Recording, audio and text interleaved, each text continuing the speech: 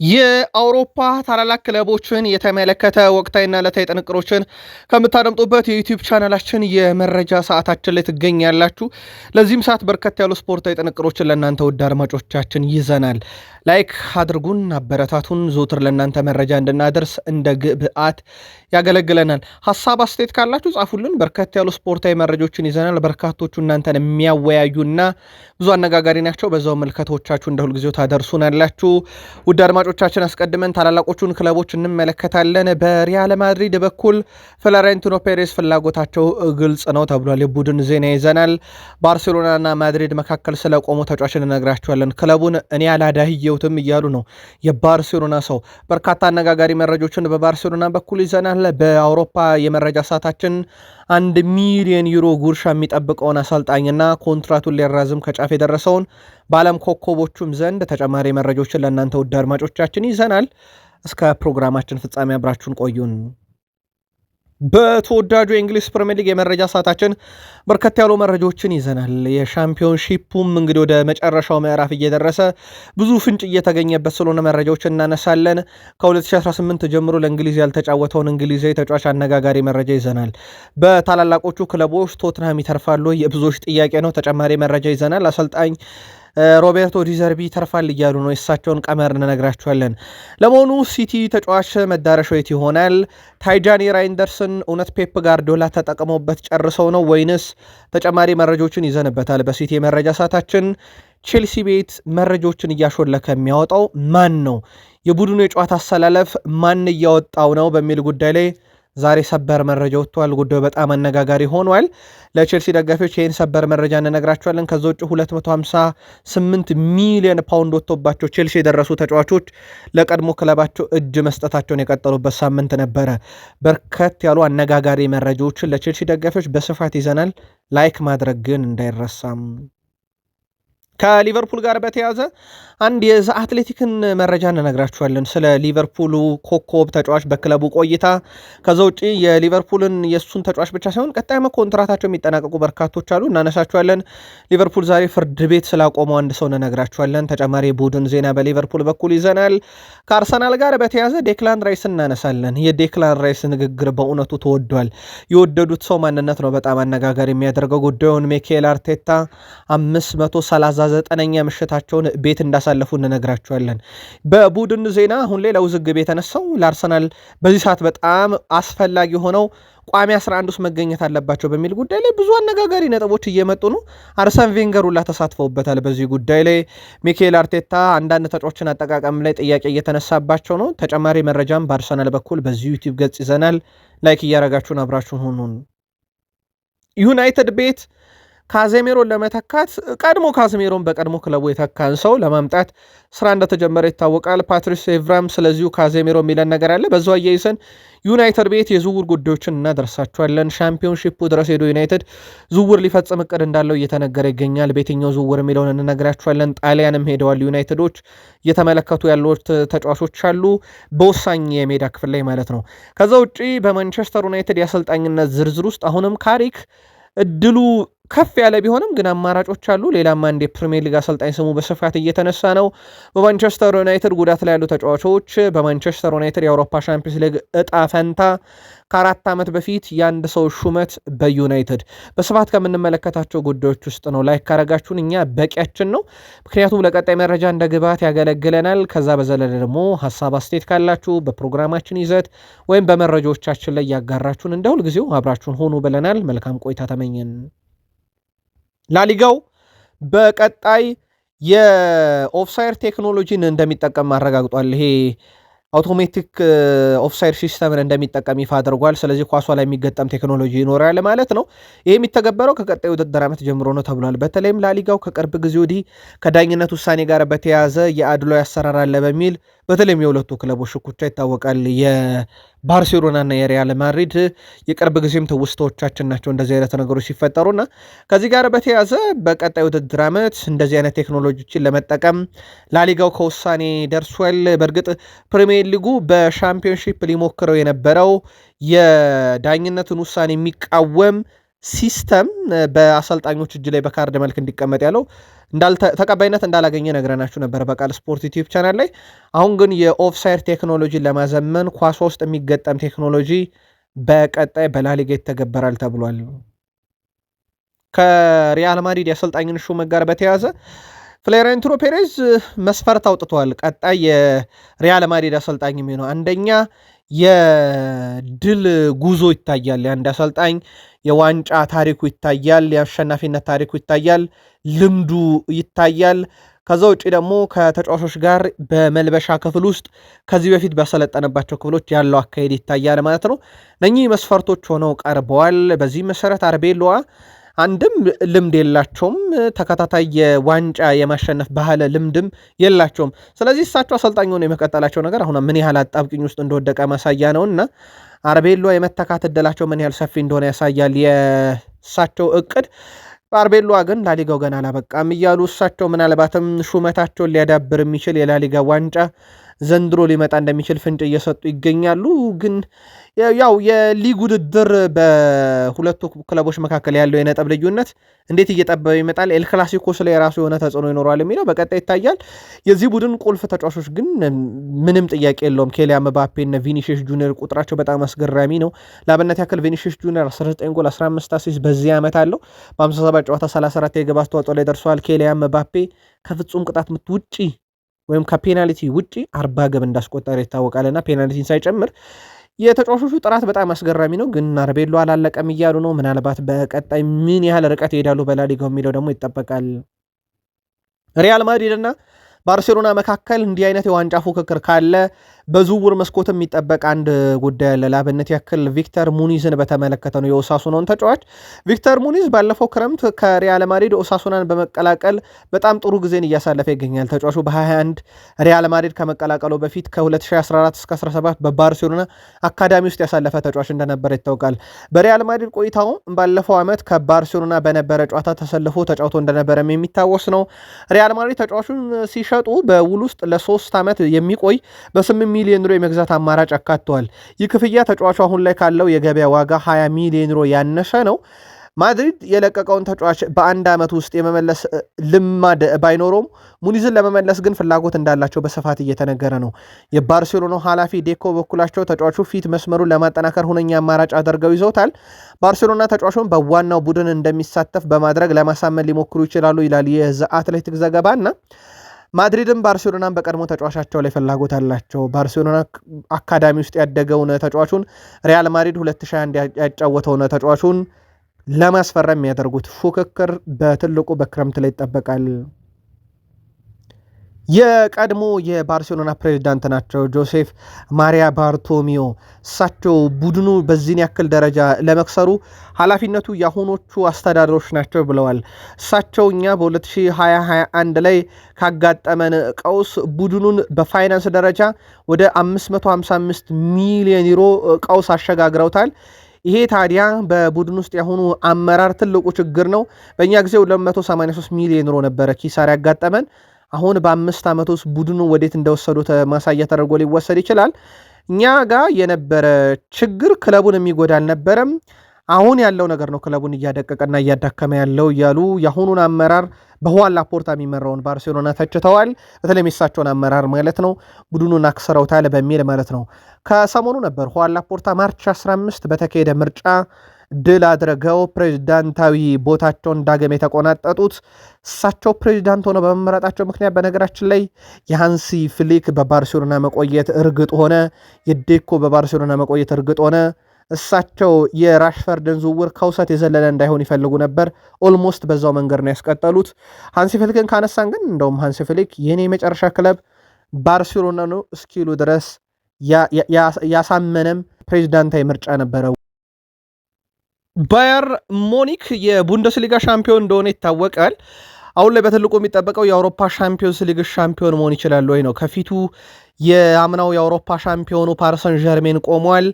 በፓርክ ደ ፕሪንስ እና የአሊያንዝ አሬና ጨዋታ ወደ ፍጻሜ ቀጥሎ ደግሞ በፍጻሜ ካለፉ አንድ ተፋላሚ ከአርሰናል እና እንደዚሁም ከአትሌቲኮ ማድሪድ ይጠብቃቸዋል።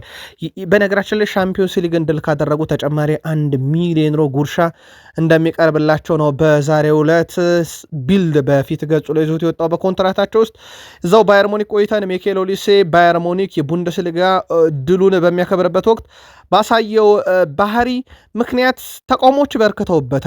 ባየር ሙኒክ ለክብረ በዓሉ ያዘጋጀውን ልዩ መለያ አለመልበሱን እንዲሁም ኦሊሴ ከቡድን አጋሮቹ ጋር የሚነሳውን ፎቶ ስነስርዓት ላይም አለመገኘቱ ብዙዎችን አስከፍተዋል። ኦሊሴ ከቡድኑ ጋር ፎቶ ያልተነሳው ብቸኛውም ተጫዋች ሆኗል። ምክንያቱ ግን ይህን መረጃ እስካጠናቀርንበት ሰዓት ድረስ በግልጽ የተባለ ነገር የለም። ተጫዋቹና ክለቡ መካከልም የተፈጠረ ግጭት አለ የሚሉ መረጃዎች ከዚህ በፊትም ተነግረው የሚያውቁ አልነበሩም።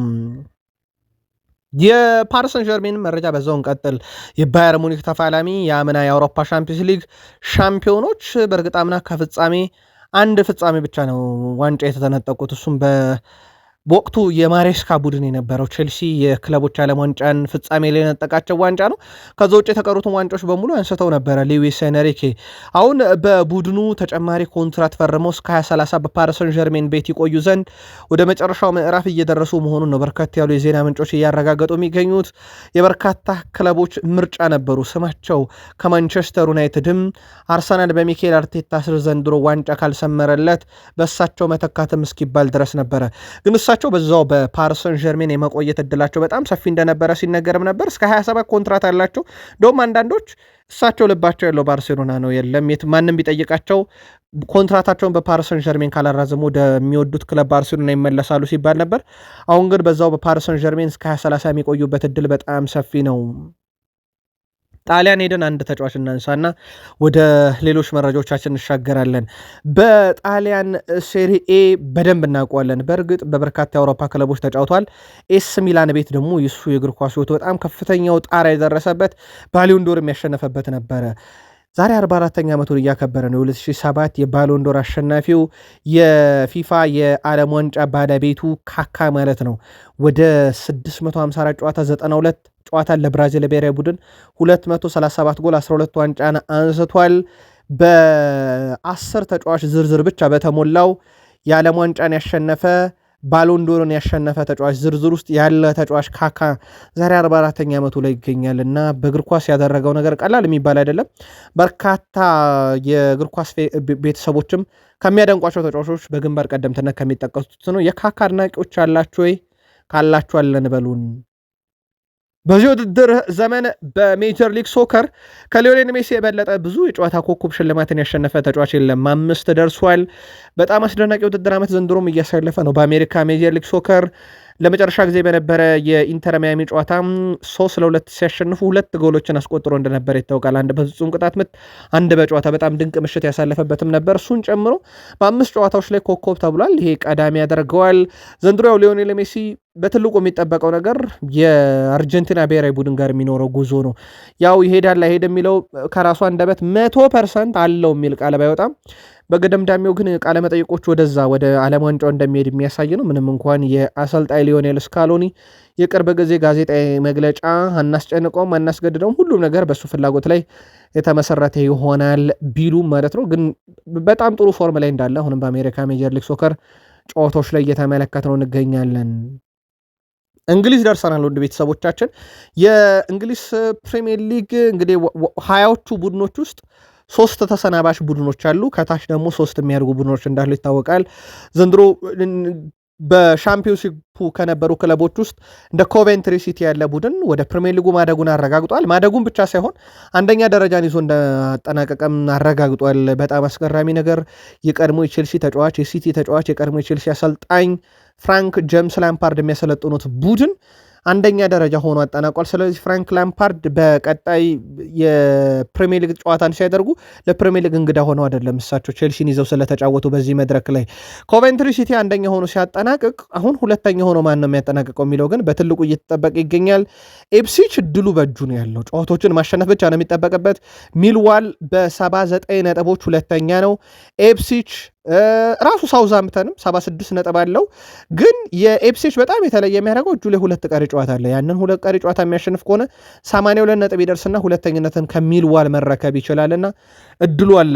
የፍራንክ ጄምስ ላምፓርድ ቡድን ኮቨንትሪ ግን በጣም የሚያስደንቀው እሳቸው ቡድኑ 2024 ላይ ከ2 ዓመት በፊት ሲረከቡት 17ኛ ደረጃን ይዞ ላለመውረድ ከሻምፒዮንሺፕ የሚጫወት ቡድን ነበር። እሳቸው በ2 ዓመት ውስጥ ለፕሪሚየር ሊግ አብቅተውታል። በእንግሊዝ ብሔራዊ ቡድን 2018 ላይ ነው ያየነው ሲጫወት ዳኒ ዌልቤክ። አሁን አንድም እንግሊዝ ተጫዋች በዚህ ዓመት 13 ግብ አላስቆጠረም በፕሪሚየር ሊጉ። ዳኒ ዌልቤክ ግን አድርጎታል። ቼልሲ ላይ ያስቆጠራት ግብ ከዛ እንደ ክርስቲያኖ ሮናልዶ ደስታውን የገለጸው ተጫዋች በብሔራዊ ቡድን ደረጃ 2018 ላይ ቢጫወትም ዘንድሮ እያሳየ ከሚገኘው ብቃትና አቅም አንጻር በርካቶች አይገባውም ወይ ለአጭር ጊዜ ለሚደረግ ወይም የዓለም ዋንጫ ጥቂት ጨዋታዎች ነው የሚደረጉበት እንደሚታወቀው የምድብ 3 ጨዋታ ከዛ ጥሎ ማለፍ ሩብ ፍጻሜ ግማሽ ፍጻሜ የሚሉ ጥቂት ጨዋታዎች ናቸው ያሉትና ለእንደዚህ አይነት ፕሮፋይል የሚሆን አይነት ተጫዋች ነው በሚል ቶማስ ቱዌል ሊጠሩት ይገባል እየተባለ ነው። ዳንኤል ዌልቤክ ከክርስቲያኖ ሮናልዶ ጋር በነገራችን ላይ በማንቸስተር ዩናይትድ ተጫውተዋል፣ በደንብ ይተዋወቃሉ። ከዚህ ጋር በተያዘ ደስታውንም ልክ እንደ ሮናልዶ ነበረ ቼልሲ ላይ ግብ ካስቆጠረ በኋላም የገለጸው። ቶትንሃም ይተርፋል አይተርፍም የየዕለት አጀንዳ ሆኗል። አሁን በተለይም እንግሊዝ ውስጥ የሚታተሙ ጋዜጦች፣ በተለይ ለንደን አካባቢ ያሉ ጋዜጦች አርሰናል ቼልሲ ከሚል ዜና በላይ አሁን የቶትንሃም ነገር ሚዲያውን በደንብ የተቆጣጠረ ነገር ሆኗል። ቢግ ሲክስ እየተባለ የሚጠራ የአምና የኤሮፕ ሊግ ባለቤት በፖቼቲኖ ዘመን ደግሞ በደንብ ውብ እግር ኳስን የሚጫወትና ለብዙ ትልልቅ ክለቦች እውነተኛ ፈታኝ የነበረ ቡድን ለዋንጫ የሚፎካከር ነበር። እንደውም ሌስተር ሲቲ ዋንጫ በበላበት ዓመት አንገት ለአንገት ተናንቆ የነበረው ቶትናም እንደነበረ አይዘነጋም። ሮቤርቶ ዲዘርቢ እንተርፋለን አሉ በፕሪሚየር ሊግ። እንደውም የቀሩን ጨዋታ በሙሉ እናሸንፋለን ነው ያሉት። በነገራችን ላይ እሳቸው ወልቭስን እናሸንፋለን ብለዋል፣ አስቶን ቪላን፣ ሊድስን እናሸንፋለን፣ ቼልሲን እናሸንፋለን፣ ኤቨርተን እናሸንፋለን ብለዋል። ወልቭስ ኦልሞስት መውረዱን አረጋግጦ የሚጫወት ቡድን ስለሆነ ከዚህ በኋላ እንደ ወልቭስ የሚከብድ ቡድን ላይኖር ይችላል። ምንም ያጣው ነገር የለም ከዚህ በኋላ ወልቭስ እና በነፃነት ነው የሚጫወተው። ከዚህ በኋላ አስቶን ቪላ ሻምፒዮንስ ሊግ ትኬትን መቁረጥን ዋስትና፣ ሊድስ በፕሪሚየር ሊግ የመትረፍን 100% ዋስትና፣ ቼልሲ የአውሮፓ ሻምፒዮንስ ሊግ ትኬት ለመቁረጥ የሚደረግ የመጨረሻ ሙከራ፣ ኤቨርተንም ቢሆን የአውሮፓን መድረክ ትኬት መቁረጥ ይችላልና የሚሞክርበት ሰዓት ነውና ለቶትንሃም በፍጹም ቀላል ቡድን አይደሉም። የትኛውም በፕሮፋይልም ቀላል ቡድን አይደሉም። ግን ደግሞ እሳቸው 100% መኑኝ እያሉ ይገኛሉ። እናም በእሳቸው ቅድመ ግምት መሰረት 5ቱንም እነኝን ጨዋታ አሸንፈን በፕሪሚየር ሊጉን ተርፋለን ለማየት ያብቃችሁ እያሉ ነው ሮቤርቶ ዲዘርቢ። ቶትናም ከወረደ ግን ያው በግልጽ እንደሚታወቀው ውላቸው መንቀጻቸው ውስጥም እንደተቀመጠ አብረው ሻምፒዮንሺፕ ወርደው ከቶትናም ጋር ጊዜ ያሳልፋሉ ማለት ነው። ጆን ስቶንስ ከማንቸስተር ሲቲ ጋር እንደሚለያይ ከተረጋገጠ በኋላ መዳረሻው በትልቁ እየተጠበቀ ይገኛል። በነገራችን ላይ ቀድሞ ክለቡ ዳግም ኤቨርተን ይሄዳል። ከባየር ሙኒክ ጋር ስሙ እየተያዘ ነው። ሌላኛው የሴሪ ክለብ በሴስክ ፋብሬጋስ ስር የሚሰለጥነው ኮሞ። ከዛ ውጭ ደግሞ እንደ ቼልሲ ያለ ክለብ ስሙ እየተነሳ ይገኛል። ቼልሲ ያው ልምድ ያለው ተከላካይ ስለሚፈልግ ነው። ኤቨርተን የቀድሞ ተጫዋቹ ነው። ባየር ሙኒክ በቀጣይ ውድድር ዓመት እንዲህ ልምድ ያለው ተጫዋች ይፈልጋሉ ተብሏል። ኮሞ እንኳን ያው የታወቀ ነው እንዲህ አውሮፓ ውስጥ ልምድ ያላቸውን ተጫዋቾች እያሰባሰበ እንደሚያጫውት ይታወቃልና ከአራቱ ክለቦች አንዱ መዳረሻ ይሆናል ተብሏል። ጆን ስቶንስ ያው በነፃ ስለሚለቅ ሲቲ በተጫዋቹ የክለብ ምርጫ ላይ አይሳተፍም ወይም ደግሞ ሲቲ ተጽዕኖ ማሳደር አይችልም። በእርግጥ ሲቲ ኮንትራት ያለውን ተጫዋች እንኳን ሲለቅ ብዙ ጫና እንደማያሳድርባቸው ይታወቃል። ምክንያቱም ጋርዲዮላ እኛን ካልጠቀሙ እነሱ ወደሚጠቅማቸው መሄድ ይችላሉ የሚል የራሳቸው የሆነ ስትራቴጂ እንዳላቸው ይታወቃልና ለአርሰናል እንደ ጋብርኤል ጀሱስ እንደ ኦሌክሳንደር ዚንቼንኮ ያሉ ተጫዋቾችን ለቼልሲ እንደ ራሂም ስተርሊንግ ያለ ተጫዋች ሲሸጡ አይተናል። በእርግጥ ተጫዋቾቹ ፒካቸው ላይ ወይም ይሄ ፕራይማቸው ላይ ሆኖ ነው ወይ ለእነኛ ክለቦች የተሸጡት የሚለው ነገር ራሱን የቻለ ጥያቄ ቢሆንም ማለት ነው። ከዚህ ጋር በተያያዘ ግን በእሳቸው በኩል የማይወስኑበት በነፃ ዝውውር የሚለቅ ስለሆነ ከነኛ አንዱን መርጦ ይቀላቀላል ተብሎ ይጠበቃል። በስፋት ሚዲያውን የተቆጣጠረ አንድ ጥያቄ አለ በሲቲ ቤት ታይጃኒ ራይንደርስ አብቅቶለታል ወይ በፔፕ ጋርዲዮላ እቅድ ውስጥ የሚል። በእርግጥ ከሰሞኑ አንድ ሰው ፔፕ ጋርዲዮላ እና ማንቸስተር ሲቲ ተጫዋች ያስፈርማሉ፣ ጥቂት ጨዋታዎችን ይሞክራሉ፣ ካልሰራ ከቡድኑ ይቀንሱታል ይላሉ። ይሄ በእርግጥ በየትኛውም ክለብ ውስጥ ያለ አሰራር ነው። አንድ ተጫዋች ምርጥ ነው ይጠቅማል ተብሎ ይመጣል። ከሲስተሙ ጋር አልዋሃድ ካለ ወደ ተጠባባቂ ወንበር ይወርዳል። ከወረደ በኋላ እንግዲህ የተወሰኑ እድሎችን ደግሞ ዳግም እየተሰጠው እንደ ጨዋታ አስፈላጊነቱ ይሞከራል። የማይሆን ከሆነ ይለቃል ከክለቡ። ይሄ የተለመደ አሰራር ነው። በሲቲ ቤት ብቻ ያለ አይደለም፣ ግን የፔፕ ጋርዲዮላ መንገዲያ ነው ይላሉ በርካቶች። ከዚህ ጋር በተያያዘ ባደረግነው ማጣራት መሰረት ታይጃኒ ራይንደርስ በጋላታ ሳራይ ጨዋታ በፌብራሪ 2026 ላይ በነበረ አንድ ጨዋታ ላይ ጉዳት ማስተናገዱ ተረጋግጧል። እንደውም ጋርዲዮላ አይካይ ጎንደዋንን ስለማገኘው ደስ ይለኛል ያሉበት ጨዋታ ላይ ፊቱ አካባቢ ጉዳት እንዳስተናገደ ይታወቃልና ከዛ ጋር በተያያዘ ተጫዋቹ ብዙ የጨዋታ እድል እያገኘ እንዳልሆነ ይታወቃልና በጣም ለጥንቃቄ ተብሎ ነው ተብሏል። እስካሁን የወጡ መረጃዎች ታይጃኒ ራይንደርስን የሚያመለክቱት ጋርዲዮላ እንደማይሆን አረጋገጡ ሳይሆን ከጉዳቱ ጋር የተያያዘ ነው በስፋት መረጃዎች እየወጡ የሚገኙት። ቼልሲ ቤት ለመሆኑ መረጃ የሚያሾልከው ማን ነው? ይሄ በጣም አነጋጋሪውና ትልቁ ጉዳይ ነው። ይሄ በዩናይትድ ቤት ተፈጥሮ ሌላ ትልቅ ሽኩቻ መልበሻ ክፍል ውስጥ የፈጠረ ነበር። ከቅርብ ጊዜ ወዲህ ደግሞ አሰልጣኙን ብስጭት ያደረገው የጨዋታ አሰላለፋቸው ቀድሞ ከመልበሻ ክፍል እየወጣ ነው። ቼልሲ በብራይተን በተሸነፈበት ጨዋታ የቡድኑ አሰላለፍ መረጃም ቀድሞ እንደወጣ ተረጋግጧል። የቡድኑ የጨዋታ አሰላለፍ ያወጣው ማርኮ ኮሪያ ጸጉር አስተካካይ ባለሙያ እንደነበረ ተገልጿል። ጸጉር አስተካካዩ የኮኮሪያን ጸጉር ሲያስተካክል የሚያሳይ ምስል ለጥፎ ኮል ፓልመር እና ዦዋ ፔድሮ በጨዋታ እንደማይኖሩ ጽፏል። መረጃው ከተሰራጨ በኋላም ማህበራዊ ትስስር ገጽ ተነስቶ የነበረ ሲሆን አሁን ላይ ገጹ እንዲጠፋም ሆኗል። ቼልሲዎች በዚህ ዓመት የጨዋታ አሰላለፋቸው ሾልኮ ሲወጣ የመጀመሪያው ግን አይደለም። ይሄኛው ክለቡ ከፒኤስጂ ጋር ባደረጋቸው 2 የሻምፒዮንስ ሊግ ጨዋታ የቡድኑ አሰላለፍ በፈረንሳይ ሚዲያዎች ጭምር ሲሰራጭ ነበር በቀጥታ ስርጭት ከጨዋታው በፊት። ማናወጣው የሚለው አልተረጋገጠም። ይሄኛው ግን የብራይተኑ ጨዋታ ግን የቀድሞ የብራይተን የአሁኑ የቼልሲ ተጫዋች ማርክ ኩኮሪያ ጸጉር አስተካካይ እንዳወጣው ተረጋግጧል። ጸጉር አስተካካዩ ይሄንን መረጃ ኬት አገኘው? የኩኮሪያን ጸጉር ሲያስተካክል ይላል። የኩኮሪያ ጸጉር ጎፈሬ ነው። ውድ ቤተሰቦቻችን በዛች ጎፈሬ ጸጉር ውስጥ ምኑ ሲስተካከል መረጃው ሾለከበት? እሱስ የሚለው ትልቁ ጥያቄ ነው። ለማንኛውም የብራይተኑ ጨዋታ 3-0 ቼልሲ ሲሸነፍ መረጃው ሾልኮ የወጣው ወጣም ወረደም በማርኮ ኮኮሪያ በኩል መሆኑ ተረጋግጧል። በሱ ሰው በኩል መሆኑ አሁን ኮኮሪያ እዚህ ላይ ያለው አስተዋጽኦ ይጣራል ተብሏል። ከዛ በኋላ የፒኤስጂን የጨዋታ ለትም የቼልሲን መረጃ ያሾለከው ራሱ ኮኮሪያ ነው ወይንስ ሌሎች የሚሉት እየተጣሩ ይቀጥላሉ ማለት ነው። ይሄ በጣም አሳዛኙ ዜና ነው ለቼልሲ ደጋፊዎች። በነገራችን ላይ ኮኮሪያ ብቻ አይደለም፣ በረኛው ሮቤርት ሳንቼዝ ያ በጣም ከባባድ ስህተቶችን ሲሰራ የነበረው አማካዩ በጣም ጠንካራው ተጫዋች በቼልሲ የሚባለው ካይሴዶ፣ የቼልሲ አሁን በጉዳት ያጡት እንደ ዦዋ ፔድሮ ያለ ራሱ ኮኮሪያ በ258 ሚሊዮን ፓውንድ ከብራይተን የተሰበሰቡ ተጫዋች ናቸው።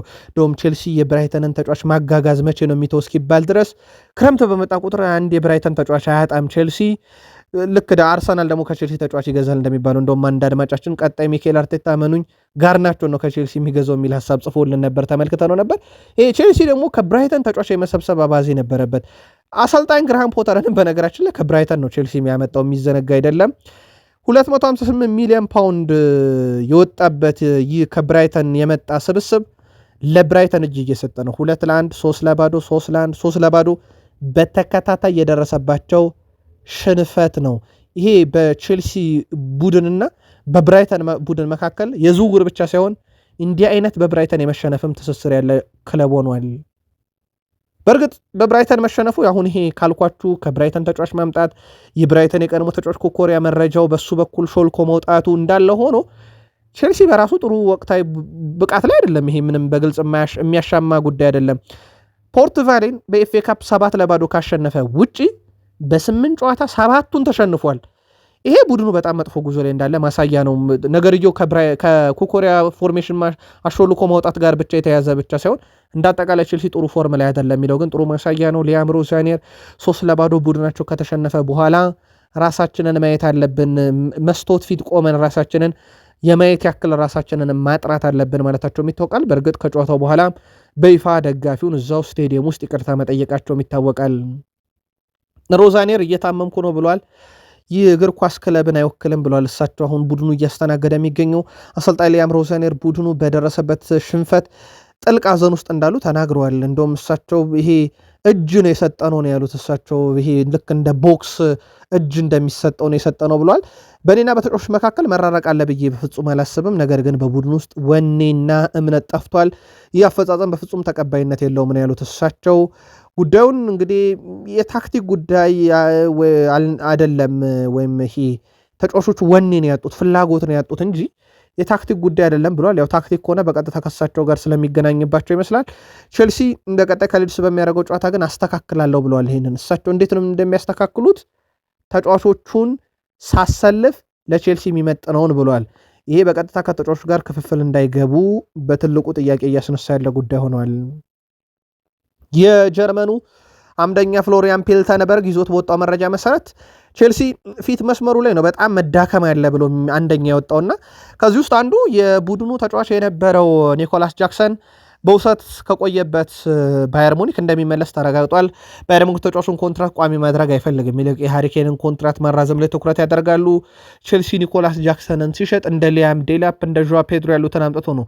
ዦዋ ፔድሮ ጉዳት ላይ ነው። ስለዚህ ሊያም ዴላፕ እየተጫወተ ነው። በብራይተን ጨዋታ ጎል የለ፣ አሲስት የለ፣ ሙከራ ኢላማውንም የጠበቀ ኢላማውንም ያልጠበቀ የለም። የግብ ዕድል አልፈጠረም። ትልልቅ የግብ ዕድል ምንም ሳያረግ ነው የወጣው በነገራችን ላይ ሜዳ ላይ እና የኒኮላስ ጃክሰን መናፈቅ በቼልሲ ቤት የገፉት የቀድሞ የቼልሲ ተጫዋች እነ ጆኖቢ ሚኬል ጭምር የናፈቁት ሰው ነው። በእሱ ዋንጫ እናነሳም ብለው አሁን ግን ናፍቆናል እስኪሉ ድረስ ሚዲያ ላይ ወጥተው ጃክሰን ተናፍቋል። እንደ ሊያም ዴላፕ ያለ ተጫዋች ምንም ሳያደርግ 90 ደቂቃ ውስጥ ወይም ባገኛቸው ደቂቃ ውስጥ የሚወጣ አይነት ተጫዋች ሆኖን ተመልክተነዋል። በቼልሲ በኩል የስታንፎርድ ብሪጅ ስቴዲየም ዋና ወንዶቹ ቡድን እንደሚጫወቱበት ይታወቃል። የምዕራብ ለንደኑ ክለብ ቼልሲ የሴቶች ቡድን በስታንፎርድ ብሪጅ ስቴዲየም መጫወት እንደሚጀምር በይፋ ተነግሯል። የሴት ቡድኑ በ2026/27 የውድድር ዘመን ጀምሮ ሁሉንም የሴቶች ጨዋታ በፕሪሚየር ሊግ የሚያደርጉትን በስታንፎርድ ብሪጅ ያደርጋሉ። በዚህ ዓመት የሻምፒዮንስ ሊግ ጨዋታዎችን ነበር ሲያደርጉበት የነበረው። የቼልሲ ሴት ቡድን የሴቶች ሱፐር ሊግ ዋንጫን 8 ጊዜ በማሸነፍ ስኬታማ እንደሆነ ይታወቃል። በዚህ ዓመት በሊጉ ከመሪው ማንቸስተር ሲቲ 9 ነጥብ ርቀው ሁለተኛ ናቸው። ያው ዋንጫውን ያገኙታል ተብሎ አይታሰብም። ባለፉት 6 ዓመታት ግን የሴቶች ፕሪሚየር ሊግ በቼልሲ ቁጥጥር ስር እንደነበረ የሚዘነጋ አይደለም። ሊቨርፑል ቤት ደረሰን። ከሊቨርፑል ጋር በተያያዘ ውድ ቤተሰቦቻችን በርከት ያሉ የዝውውር ጉዳዮች እየተሰሙ እንደሆነ ይታወቃል። በዛው ልክ ደግሞ ክለብ ውስጥ የሚቆዩና የሚሰናበቱ ተጫዋቾችን በተመለከተ መረጃዎች ይወጣሉ። ዛሬ ዘ አትሌቲክ ይዞት የወጣው አንደኛው መረጃ በጥር የዝውውር መስኮት በቶትናም እና ኢንተር ሚላን በጥብቅ ይፈለግ የነበረው ጆንስ በጥር መጨረሻ 3 ተከታታይ ጨዋታዎችን ተቀያሪ ወንበር ላይ ሆኖ እንዲያሳልፍ ተደርጎ ነበር። ሊቨርፑል ግን በአርኔ ስሎት እጅ ያሉ አማራጮች ጠባብ በመሆናቸው ተጫዋቹ በውሰት የመሰጠት ሀሳብ በወቅቱ ውድቅ ተደርጎ ነበር ይላል የዛ አትሌቲክ ዘገባ። ነገር ግን ያለምንም ግልጽ ምክንያት በዘንድሮ የውድድር ዘመን ያለው ተሳትፎ ውስን ሆኗል። በእርግጥ ተጫዋቹ በክሎፕም ዘመን በጣም የተለጠጠ የጨዋታ ጊዜ ያገኘ ነበር ባይባልም ግን የተወሰኑ ጨዋታዎች ላይ በደንብ ይሳተፍ ነበረ። አርኔ ስሎት በዲሴምበር ወር ላይ አንድ ካነሱት ሀሳብ እኔ ከመጣው ጀምሮ ጆንስ ለመጀመሪያ ጊዜ ለ3 ተከታታይ ጨዋታ በጣም ጥሩ ብቃት አሳይቷል ብለው እንግዲህ ሲያወድሱ ነበረ። ከዚህ በፊት አንድ ጨዋታ ጥሩ ተጫውቶ በሚቀጥለው የመቀነስ ባህሪ ነበረው። አሁን ለሱ ትልቁ ፈተና ይህንን ብቃት በ4ኛው፣ 5ኛው፣ 6ኛው ጨዋታ ላይ ማስቀጠል መቻሉ ነው ብለው ነበረ። ጆንስም ቢሆን በዚህ ክረምት ወይም በመጪው ክረምት ክለቡን የመልቀቅ ዕድሉ አሁንም በጣም ሰፊ ነው የሚል ነው። ሊቨርፑል ቤት ኮንትራታቸው ለ12 ወር የቀራቸው ተጫዋቾች አሉ። ያ ማለት ቀጣይ ክረምት ላይ ኮንትራት ነፃ የሚሆኑ 2026 አሁን ክረምት ላይ አንድ ነገር ካላደረጉ ወይም 2026 ዲሴምበር ጀምሮ በሚከፈተው እስከ 2027 ጃንዋሪ መጨረሻ የሚቀጥለው የዝውውር መስኮት ላይ አንድ ነገር ካላደረጉ የሚያጧቸው በነፃ ተጫዋቾች ቨርጅል ቫን ዳይክ፣ ከርትስ ጆንስ፣ አሊሰን ቤከር፣ ዦ ጎሜዝ፣ ዋታሩ ኢንዶ፣ ሴባስቲያን ባስቲች፣ ካልቪን ራምሴን ይጠቀሳሉ። እነኚህ ተጫዋቾች 2027 ክረምት ላይ ኤክስፓየር ያደርጋል ኮንትራታቸው።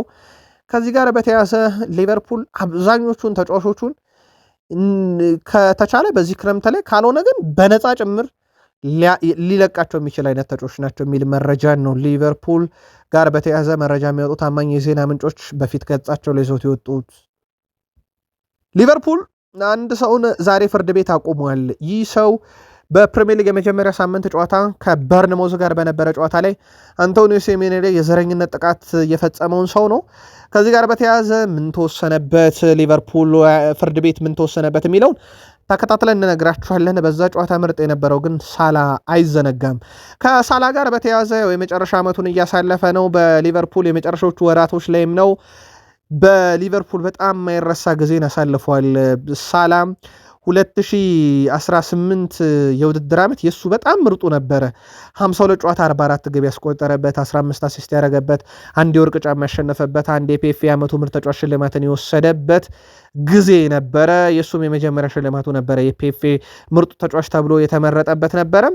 ያን የነበረው ቁጥር ቀላል አይደለም። አሁን በርካቶች በሀሳብ መስጫ ሳጥናችን ላይ እንደውም በቃል ስፖርት ዩቲዩብ ቻናልን በዚህኛው ገጻችን ሳላን መተካትተን ይላሉ የሊቨርፑል ደጋፊዎች፣ ቡድን ብንገነባ ይሻላል፣ ሳላ ብለን ተጫዋች ማምጣት የለብንም፣ በፍጹም ሳላን የሚተካ ተጫዋች ሳይሆን ቡድን መገንባት ላይ ትኩረት ማድረግ አለብን የሚለው አሁን ትልቅ ሚዛን የደፋ ሀሳብ ሆኗል።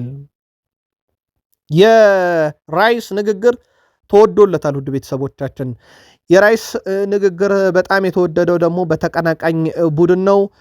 ፔፕ ጋርዲዮላ ናቸው ያደነቁት። የማንቸስተር ሲቲ አሰልጣኝ ፔፕ ጋርዲዮላ የዴክላን ራይስን ቡድኑን ያነሳሳበትን መንገድ ወድጃለሁ እያሉ ነው እሳቸው። አርሰናል በማንቸስተር ሲቲ ከተሸነፈ በኋላ ዴክላን ራይስ ፉክክሩ ገና አላበቃም እያለ የቡድን አጋሮቹን ሲያነቃቃ ነበር፣ ሜዳ ውስጥ ወይም ሲያበረታታ ነበረ። ስለ ክስተቱ የተጠየቁት ፔፕ ጋርዲዮላ ራይስ ያደረገውን ነገር ወድጀዋለሁ ብሏል። ይሄ የአርሰናልን አስተሳሰብ ያሳያል ያሉት ጋርዲዮላ እንዲሁም ምን ያህል ተፎካካሪ እንደሆኑ የሚያሳይ ነው አርሰናሎች ይላሉ እሳቸው። ይህ ባይሆነ በፕሪሚየር ሊጉ በዚህን ያክል ደረጃ የሆኑም ነበረም፣ በሻምፒዮንስ ሊጉም እስካሁን አልተሸነፉም። ይሄ ቡድኑን ጥንካሬ ያሳያል ይላሉ ፔፕ ጋርዲዮላ ስለ አርሰናል። አክለውም የራይስን መልእክት የሚከተሉ አሰልጣኝና ተጫዋችን በአርሰናል ቤት አሉ ብለው ራይስ ልክ በእኛ አርሰናል የተሸነፈበት ጨዋታ ዕለት ቡድኑን ያበረታታበትና ያነቃቃበትን መንገድ ወድጄዋለሁ ብሏል ፔፕ ጋርዲዮላ። ሚኬል አርቴታ 539 ምሽቶችን በአንደኝነት በተከታታይ ደግሞ 200 ምሽቶችን አሳልፈዋል። ሚኬል አርቴታ የሊጉን ዋንጫ ማሸነፍ ሳይችል የደረጃ ሰንጠረዥን በመምራት ከሱ ቀጥሎ ከሚገኙ አሰልጣኞች በ200 ይልቃል። ሚኬል አርቴታ ለረጅም ጊዜ መራትን የፕሪሚየር ሊግ አንደኝነት ከ200ኛው ተከታታይ ምሽት በኋላ ዛሬ ሊያጣት ይችላል። ምክንያቱም ሲቲ በርንሌን ተርፍ ሙር ላይ ከሁለት ሲደመር ግብ በላይ አስቆጥሮ ድል የሚያደርግ ከሆነ ሊያጣት ይችላል። ዶም አንዳንድ ማህበራዊ ትስስር ገጽ ላይ አርሰናል ያልቻለውን ሲቲ በርንሌይ ምን እንዳለበት እያሉ በርካቶች ሲቀባበሏት የነበረች አንድ ጽሁፍ ነበረች ማህበራዊ ሚዲያ ላይ። በርንሌይ እንደዚህ አይነትም ታሪክ የለውም። ሲቲን የማስቆም የማሸነፍ ታሪክም የለውም። ባለፉት 10 ጨዋታ እንኳን አንድም ድል የለም። በጣም አስከፊ ታሪክ ካለው በርንሌይ ሲቲን መግጠም ነው። ምናልባት ሚኬል አርቴታ ለ200 ተከታታይ ቀን የመሯትን አንደኝነት ሊያጡባት የሚችሉትን ምሽት ልትሆን ትችላለች። ከሃቨርዝ ከዩኬሬሽ የተሻለ ነው፣ እድልም ማግኘት አለበት። ይሄን የሚለው የቀድሞ የቶትንሃም የቀድሞ የማንቸስተር ዩናይትድ ተጫዋች ዴሜትሪ ቤርባቶቭ ነው። በላክበርን ላይ 5 ግብ ሲያስቆጥር ዩናይትዳውያን በደንብ ያውቁታል። ከዚህ ጋር በተያያዘ ግን የዴሜትሪ ቤርባቶቭን ሀሳብ ሊያጠናክር የሚችሉ በርካቶች አሁን ሰዓቱ የካሃቨርዝ ነው እያሉ ይገኛሉ። ምክንያቱም አርሰናል በ9 ቁጥር ሚካኤል ሜሪኖ እና በካሃቨርዝ ሲጠቀም ያለፉትን 3 ዓመታት እንዴት እንዳሳለፈ ይታወቃል። በጣም በተቸገረባቸው ዓመታት ሁለተኛም ሲወጣ ማለት ነው። አርሰን ቬንገር የአርሰናል የፊት መስመር እንደ ኢዜ፣ ኦዴጋርድ፣ ካሃቨርዝ፣ ኑኖ ማዱኬ የመሳሰሉ ተጫዋቾች ይገቡታል እያሉ ነው። ይሄ እሳቸው ሀሳብ ነው። እሳቸውም እዚህ ውስጥ እንግዲህ የቪክተር ዮኬሬሽን ስም አላካተቱም። ስለዚህ ቤርባቶቭም የቀድሞ የማንቸስተር ዩናይትድ ተጫዋች፣ አርሰን ቬንገርም የቀድሞ የአርሰናል አሰልጣኝ የሃቨርዝን ስም እያስቀደሙ ነው ፊት መስመር ላይ። ምናልባት በዩቲዩብ ገጻችን የምትገኙ እናንተ መልከት አጋሩን። አርሰን ቬንገር በእርግጥ የእሳቸው ንግግር ውስጥ እመኑኝ ዋንጫ ያርሰናል ነው እያሉ ነው። ይሄ እንግዲህ 38ኛ ሳምንትን የሚጠብቅ ይሆናል። ምናልባት አሁን ላይ ካለው የፕሪሚየር ሊግ የነጥብ መቀራረብና በሁለቱ ክለቦች መካከል ያለው የግብ ልዩነት በራሱ በጣም የተለጠጠ ለመሆኑን ተከትሎ የ38ኛ ሳምንትን የሚጠብቅ ይመስላል። እሳቸው እንደዛ እያሉ ነበር። በአርሰናል በኩል ግን ሚኬል አርቴታም አንዳንድ ተጫዋቾችን የሚጠቀሙበት መንገድ ጥያቄ እያስነሳባቸው ይገኛል። ለአብነት ያክል ማይል ሉዊስ ስኬሊ በቤርናቢዮ በኤምሬስ ስቴዲየም ከሪያል ማድሪድ ከዋክብት ጋር የተፋለመበት መንገድ፣ አምና ሲቲ ላይ ግብ አስቆጥሮ እንደ ሃላንድ ደስታውን የገለጸበት መንገድ ከታየ ይሄ ውድድር ዓመት ላይ ማይል ሉዊስ ስኬሊ ፕራይሙ ላይ ደርሶ እናየዋለን ተብሎ ሲጠበቅ ነበረ። አርቴታ ተቀያሪ ወንበር ላይ ያስቀምጠውታል። ካላፊዮሪን እየተጠቀሙ ነው። በዚህ ጉዳይ ውስጥ እንግዲህ ምናልባት በርካቶች እንደ ማይል ሉዊስ ስኬሊ ያለ ተጫዋች ተፈጥሯዊ ቦታው የግራ ተመላላሽ አይደለም፣ የአማካይ ስፍራ ተጫዋች ነው። ግን በዛ ቦታ ላይ ብቃቱን ካሳየ ሚኬል አርቴታ እንደ አማራጭ ላይቱ የሚችሉ በርካታ ቡድን ውስጥ ካሉ ተጫዋቾች ውስጥ አንዱ የሆነውን ተጫዋቻቸውን አለመጠቀማቸው አንድም ተጫዋቹን በራስ መተማመኑ እንዲወርድ ያደረገ፣ ለእንግሊዝ ብሔራዊ ቡድን አለመጠራቱ ደግሞ ሌላ ትልቅ ተጽዕኖ የፈጠረ፣ ከአርሰናል መውጫው በር ላይ እንዲቆምና ሚዲያዎችም ስሙን ከዩናይትድ እንዲያያይዙ ያደረገ በሚል ሚካኤል አርቴታም እየተታችሁበት ይገኛሉ። ይህን ጉዳይ ለእናንተ ውድ አድማጮቻችን እንተው። ምናልባት ሚካኤል አርቴታ ማይሉስ ስኬሊ ላይ ትክክለኛ ውሳኔ ወስኗል ወይ? ከነ ዙቤሜንዲ ከነ ኖርጋርድ አንጻር እድል ሊሰጠው አይገባም? የተወሰነ ጨዋታም ላይ ቢሆን በዛ ቦታ ላይ አይ በካላፊዮሪም በሄንካፔም አማራጭነት ሆኖ መጫወትስ የሚያስችል ፕሮፋይል አልነበረም የሚለውን ግን ለእናንተ ውድ አድማጮቻችን መወያየንቶ። አርሰናል ከኒካስል ዩናይትድ ይጫወታሉ የፊታችን ሳምንት መጨረሻ። ጎርደን ዛሬ ልምምድ ላይ አልተመለከትነውም። ሌቨርሜንቶ ከጨዋታ ውጭ ነው እየተባለ ነው። ተጨማሪ መረጃዎችን ለአርሰናል ደጋፊዎች በጨዋታው ዙሪያ ስናቀርብ ይዘንላችሁ ምንመጣ ይሆናል። ዩናይትድ ካዜሜሮን በቀድሞ ክለቡ የተካውን ሰው አሁን ደግሞ በራሱ በዩናይትድም ካዜሜሮን እንዲተካ ይፈልጋሉ። ኦሪዮል ቹዋሚኒ። በነገራችን ለውድ ቤተሰቦቻችን ዩናይትድ ካዜሜሮን ከሪያል ማድሪድ ሲያመጣ 2022 ላይ ሪያል ማድሪዶች ካዜሜሮን የተኩት በኦሪዮል ቹዋሚኒ ነው። አንጋፋውን ካዜሜሮን ለዩናይትድ ሰጥተው ወጣቱን ኦሪዮል ቹዋሚኒ የተኩበት መንገድ ዩናይትድ የከፈለው በ60 ሚሊዮን ፓውንድ አካባቢ የሚጠጋ ገንዘብ ደግሞ ብዙ በወቅቱ አነጋጋሪ ነበረ። አሁን ፈረንሳዊ አማካኝ ብራዚሊያን አማካኝ በኦልትራፎርድ ለመተካት ዋነኛ እጩ መሆኑ የሰሞኑ አነጋጋሪ ጉዳይ እንደነበረ ይታወቃል። ከዚህ ጋር በተያያዘ ሪያል ማድሪዶች ተጫዋቹን በመሸጥ ጉዳይ ላይ የወሰኑት ውሳኔ ባይኖርም ግን ከኤድዋርዶ ካማቪንጋ እንደ ኦሪዮል ቹዋሚኒ አንዳቸው መቀነሳቸው አይቀርም። ሞር ያደለው ኤድዋርዶ ካማቪንጋ እንደሆነ ይታወቃልና ዝውውሩ ለዩናይትድ ቀላል ይሆናል ተብሎ አይጠበቅም። ግን ዩናይትዶች በሪያል ማድሪድ ካዜሜሮን ሲያመጡ ኦሪዮል ቹዋሚኒ ተተኪ ነበር። አሁን ካዜሜሮን ዩናይትድ ሲያሰናብትም ሌላኛውን አልጋ ወራሽ ከመፈለግ ይልቅ በሪያል ማድሪድ ቹዋሚኒን ለማምጣትና ዳግም ለቦታውን ለመተካት እቅዳላቸው። ስለዚህ ቹዋሚኒ ካዜሜሮ ትቷቸው የሚሄዱን ቦታ የመተካት ሂደትም ምናልባት ለሁለተኛ ጊዜ በዩናይትድ ሊያሳይ ይችላል። ፓትሪስ ኤቭራ ስለ ካዜሜሮ በዛው ይናገራል። ለካዜሜሮ ትልቅ ክብር አለኝ። ይልቁንም ወደ ማንቸስተር ዩናይትድ በመጣበት ወቅት ነገሮች ባልተሳኩና ፈታኝ በሆኑበት ጊዜም ሳይበገር በጽናቱ እንዲሁም ያሳየው አስገራሚ ጥንካሬ ይበልጥ እንዳከብረው አድርጎኛል ይላል። በዩናይትድ ቆይታው ጥሩ ተጫውቷል። በተለይ ባለፈው የውድድር ዓመት አንዳንድ ወሳኝ ግቦችን በማስቆጠሩ ባሳየው ብቃት ደስተኛ ነኝ። ጥሩ የክብር ሽልማትም እንደሚደረግለት እርግጠኛ ነኝ ሲል ተደምጧል። እንደዚሁ አንዳንድ የዩናይትድን ዝውውሮች እናንሳቸው። ማንቸስተር ዩናይትድ የሳውዝሃምፕተኑን አማካኝ ሺያ ቻርልስን ሁኔታን በቅርበት እየተከታተለ ነው።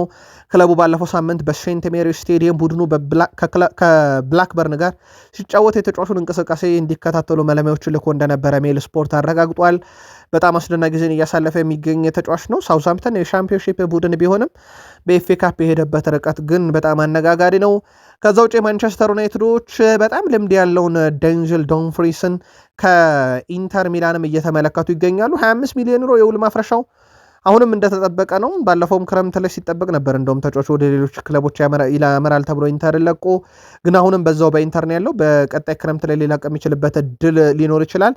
ዩናይትዶች ይህንም ተጫዋች እየተመለከቱት ይገኛሉ። በተለይም ቀኝ መስመሩን ከመከላከል እስከ ማጥቃት ያለውን ሚዛን የሚጠብቅ ክሮሶችን የሚያደርግ ወደ ሳጥን ውስጥ አሲስት በደንብ የሚያደርግ የቀኝ ተመላላሽ ይፈልጋል ዩናይትድ። በእርግጥ በዩናይትድ ባህልም እንዲህ አይነት ተጫዋች ነበሩ። እነ ራፋኤል እና አንቶኒዮ ቫሌንሺያ በትልቁ ይጠቀሳሉ። በዛ መስመር ላይ ዴንዝል ዶምፍሪስም አሁን በአውሮፓ ውስጥ እንዲህ አይነት ቁጥር ያለው ተጫዋች እንደሆነ ይታወቃል። በማንቸስተር ዩናይትድ በኩል የቀጣይ ጨዋታ ላይ ሌኔሮ እና ማቲያስ ኩኛን በተመለከተ ያው ከብሬንትፎርድ ጋር ነው ጨዋታ የሚደረገው። የመድረስ እድል አላቸው የሚሉ መረጃዎች በስፋት እየወጡ ነው። ሮብ ዳውሰንም ኢኤስፒኤን ላይ እንዳሰፈረው ከሆነ ዩሮ በልምምድ ወቅት የደረሰበት ጉዳት እንጂ በጣም ከባድ ነገር አልነበረም ከቼልሲ ጨዋታ ውጭ ያደረገው ብሏል።